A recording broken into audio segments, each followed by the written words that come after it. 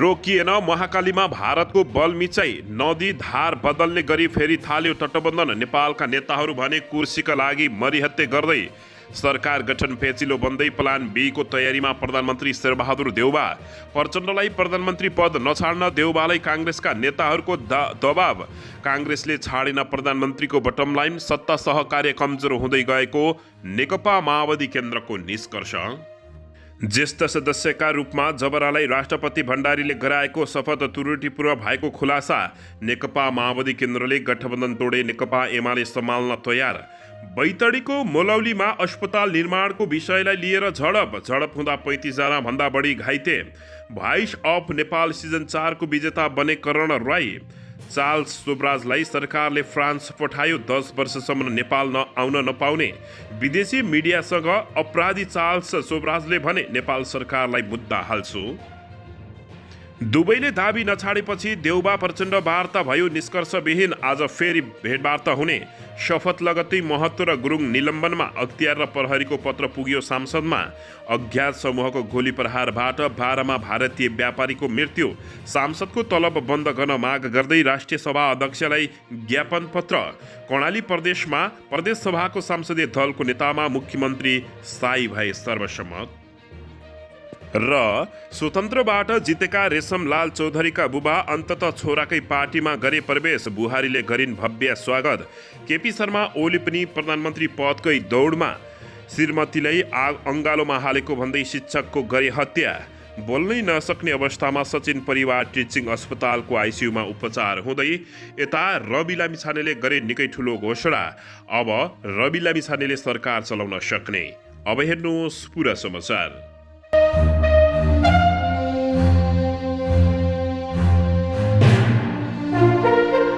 दर्शकबिन नमस्कार। नेपाल खबर टिभीको न्युज बुलेटिन खबरमा तपाईहरूलाई हार्दिक स्वागत छ।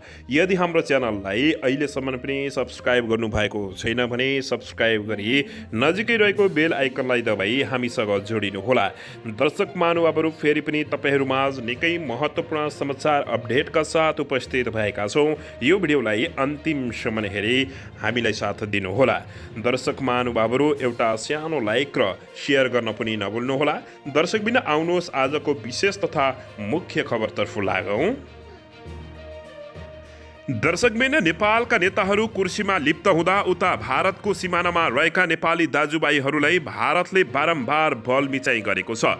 महाकाली नदीमा भारतले फेरि बलमिचाइ गरेको छ। नदीको धार बदल्ने गरी फेरि तटबन्ध निर्माण थालेपछि यति बेला दर्शक महानुभावहरू नेपाली फेरि दुखित बनेका छन्। दार्चुला स्थित महाकाली नदीमा भारतीय पक्षले नदीको धार परिवर्तन गर्ने गरी फेरि तटबन्ध निर्माणको काम अगाडि बढाएपछि नेपालका नेताहरू लाचारी अवस्थामा हेरिरहेका छन्। भारतीय पक्षले एकलौटी तरिकाले बलमिचाइ गरेर महाकाली नदीको धार नेपालतिर फर्काउने गरी फेरि तटबन्धनको निर्माणको काम गरिरहेको छ।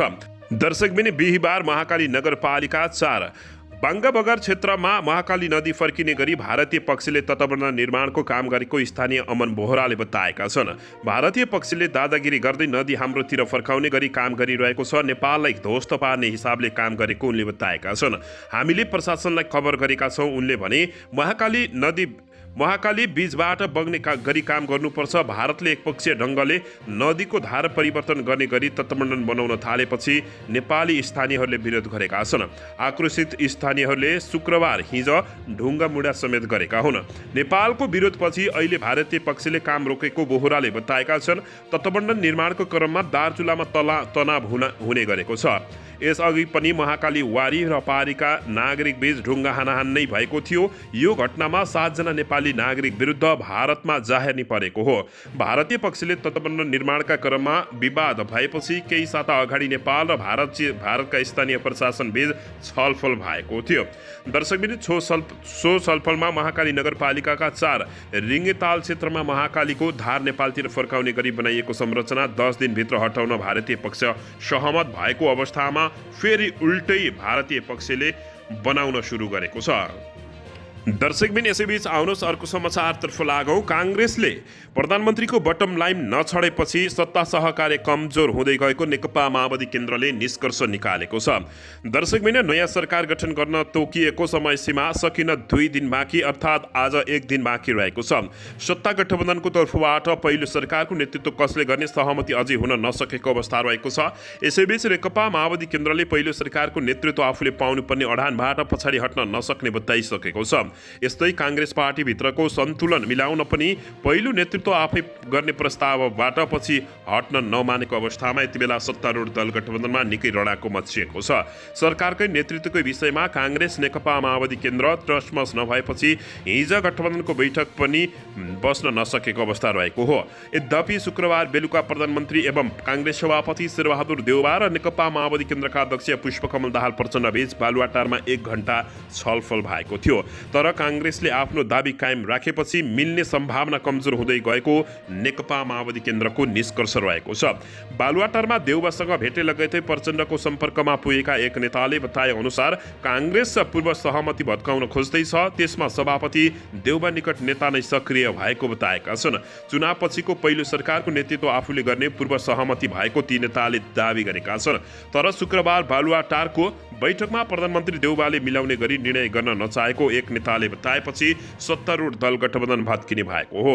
सभापति शेरबहादुर देउवाजीले आज पनि साथीहरूसँग सल्लाह गर्दैछु भन्ने जवाब दिएर पन्छिन खोज्नु भएको छ। ती नेताले भने हिजो र आजको उहाँको भोइसमा कुनै परिवर्तन आएको देखिएन। काङ्ग्रेसका केही नेताहरूको कुरामा देउवाजी पर्नु भएको जस्तो लाग्यो। उहाँलाई उचालेर पूर्व सहमति भाड्ने प्रयास हुँदैछ। काङ्ग्रेस विगतको समझदारीबाट पछि हट्न खोजेको नेकपा माओवादी केन्द्रका नेताहरूले आरोप लगाएका छन्। गठबन्धन बनाउँदै गर्दा चुनावपछिको पहिलो सरकारको नेतृत्व नेकपा माओवादी केन्द्रले गर्ने समझदारी बनेको ती नेताले ठोकुवा गरेका छन्। गठबन्धन निर्माण हुँदै बनेको समझदारी कार्यान्वयन गर्न अझै आनाकानी भइरहेको छ। ती नेताले भने तर प्रधानमन्त्री पार्टीलाई विश्वासमा लिएर गर्छु, पार्टीमा सल्लाह गर्छु भनेर टारिरहेको समेत उनले बताएका छन्।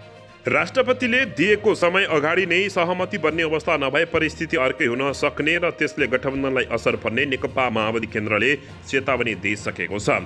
दर्शकबिन माओवादी केन्द्रले यही गठबन्धनलाई अगाडि बढाउन चाहे पनि काङ्ग्रेसले निर्धारित समय निर्णय गर्न नचाहे अन्य विकल्पतिर जानुपर्छ। ती नेताले भने काङ्ग्रेसबाट धोक्का नहुने अपेक्षा लिएका छौँ, धोक्का भए त्यसको परिणामले कसैले राम्रो नगर्ने बताएका छन्। देउवाले पार्टीभित्रको कारण देखाए पनि उनी आफै सरकारको नेतृत्व लिन कसिएको देखिएको छ। तर यस विषयमा भोलि शनिबार अर्थात् आज फेरि गठबन्धन बैठक बस्ने काङ्ग्रेसका प्रवक्ता डाक्टर प्रकाश शरण महतले जानकारी दिएका छन्। छलफल हुँदैछ। प्रचण्डले सरकारको पहिलो नेतृत्व आफूले पाउनुपर्ने प्रस्ताव राख्नु भएको छ। महतले भने सरकार बनाउन दिएको समय सीमाभित्र सहमति गर्ने कोसिस गर्ने उनले बताएका छन्।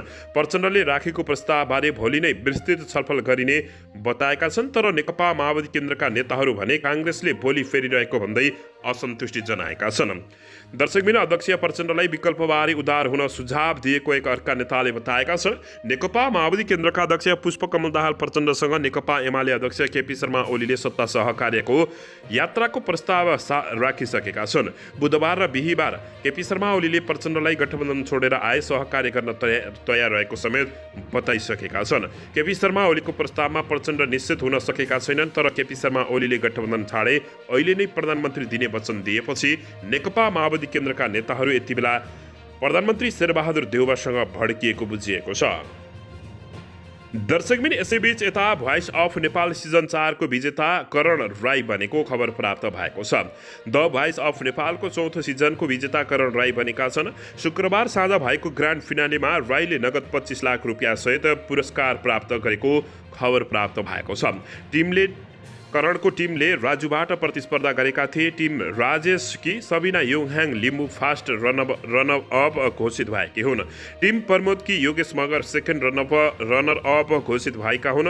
यसैबीच टिम परविस्टाबाट Sail Limbu third runner up बनेको बताइएको छ।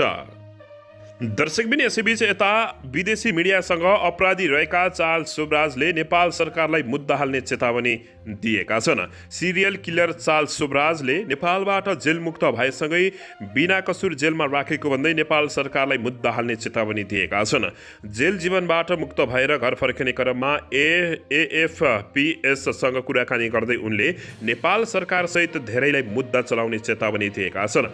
दर्शकबिन सिरियल किलर चार्ल्स सोब्राजले नेपालबाट जेल मुक्त भएसँगै बिना कसुर जेलमा राखेको भन्दै नेपाल सरकारलाई मुद्दा हाल्ने बताएका छन्। 19 वर्ष 2 महिना अघि लामो जेल जीवन मुक्त भएर घर फर्किने क्रममा एएफपीसँग कुराकानी गर्दै नेपाल सरकार सहित धेरैलाई मुद्दा चलाउने उनले चेतावनी दिएका छन्। विमानस्थल पुगेपछि एएफपीसँग उनले भने, मलाई राम्रो लागेको छ, मैले धेरै कुरा गर्नु छ, मैले नेपाल सरकार सहित धेरैलाई मुद्दा चलाउनु छ उनले बताएका छन्। सन् 2003 देखि नेपालमा क्यानेडियन र अमेरिकी नागरिकको हत्या आरोपमा सजाय भोगिरहेका 78 वर्षीय सोब्राजलाई सर्वोच्च अदालतले बुधबार थुन मुक्त गरेर उनकै देश पठाउन आदेश जारी गरेको थियो।